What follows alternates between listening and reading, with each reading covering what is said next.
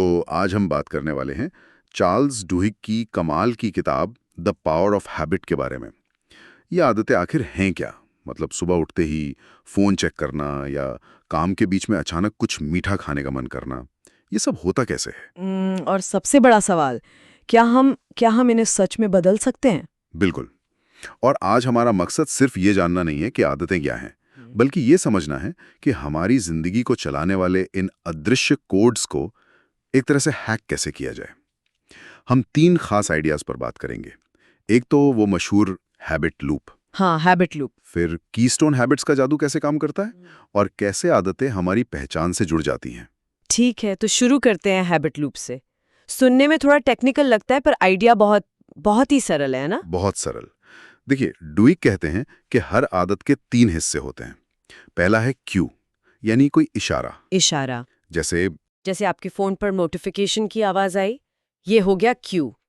दूसरा है रूटीन, यानी वो काम जो हम करते हैं, तो आपने फोन उठाया।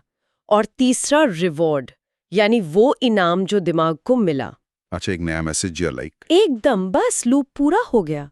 और ये अनजाने में होता रहता है। ये तो एकदम सही बात है, पर असली मुश्किल तो बुरी आदतों को बदलने में है। मान लीजिए किसी को बोरियत होने पर, जो कि क्यू है, जंक फूड खाने की आदत है। वो रूटीन हो गया। इसे कैसे बदला जाए? सिर्फ विल पावर से तो काम नहीं चलता। और यही डुहेग का सबसे बड़ा आइडिया है। वो कहते हैं लूप को तोड़ने की कोशिश ही मत करो, उसे बदलो। बदलो मतलब क्यू यानी बोरियत को आप नहीं बदल सकते। और आपका दिमाग जो रिवॉर्ड यानी थोड़ी देर की खुशी या ध्यान भटकाना चाहता है, उसे भी नहीं। तो आप बस बीच का रूटीन बदल दीजिए। मतलब बोरियत होने पर जंक फूड खाने के बजाय कुछ और करें। पर क्या उससे दिमाग को वही नाम मिलेगा? चिप्स खाने से जो खुशी मिलती है और मान लीजिए 5 मिनट टहलने से मिलने वाली खुशी तो अलग है। ये बहुत अच्छा सवाल है। असल में दिमाग चिप्स नहीं चाहता, वो उस बोरियत से एक ब्रेक चाहता है।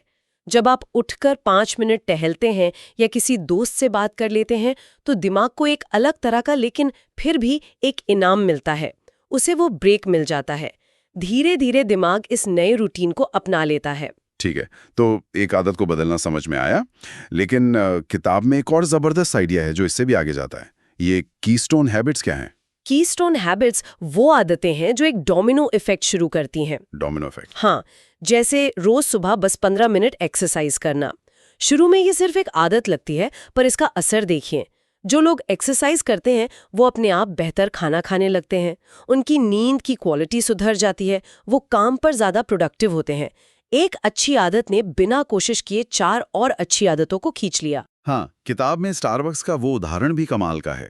वो अपने कर्मचारियों को सिर्फ कॉफी बनाना नहीं सिखा रहे थे, बल्कि मुश्किल ग्राहकों से निपटना भी सिखा रहे थे। बिल्कुल, उन्होंने एक सिस्टम बनाया था, LETTE method. Listen, acknowledge, take action, thank, explain.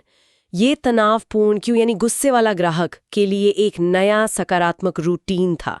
इससे न सिर्फ ग्राहक खुश हुए, बल्कि कर्मचारियों का आत्मविश्वास और इच्छा शक्ति, जिसे विल पावर कहते हैं, वो भी बढ़ी। तो इच्छा शक्ति भी एक आदत की तरह है जिसे सिखाया जा सकता है। हाँ, बिल्कुल। पर इन आदतों को हमेशा के लिए अपनी जिंदगी का हिस्सा कैसे बनाएं?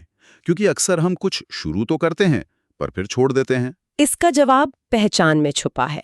आदतें तब स्थायी होती हैं जब वो हमारे व्यवहार से निकलकर हमारी पहचान का हिस्सा बन जाती हैं। पहचान का हिस्सा? हाँ। मैं सिगरेट छोड़ने की कोशिश कर रहा हूँ, कहने वाला व्यक्ति अब भी खुद को एक स्मोकर मानता है जो संघर्ष कर रहा है। लेकिन जब कोई कहता है मैं स्मोकर नहीं हूँ, तो ये उसकी पहचान बन जाती है। बदलाव मैं क्या करता हूँ से हटकर मैं कौन हूँ पर आ जाता है। वाह। मतलब बुरी आदतें हमारी किस्मत या हमारी पर्सनैलिटी का हिस्सा नहीं है। वो बस दोहराए गए पैटर्न्स हैं जिन्हें समझा जा सकता है और बदला भी जा सकता है। बिल्कुल। और इसी सोच के साथ हम आज की चर्चा खत्म करते हैं। श्रोताओं के लिए सोचने वाली बात यह है, किसी की जिंदगी में वो एक कीस्टोन हैबिट कौन सी हो सकती है जिसे शुरू करने से सबसे बड़ा और सबसे पॉजिटिव डोमिनो इफेक्ट शुरू हो सकता है।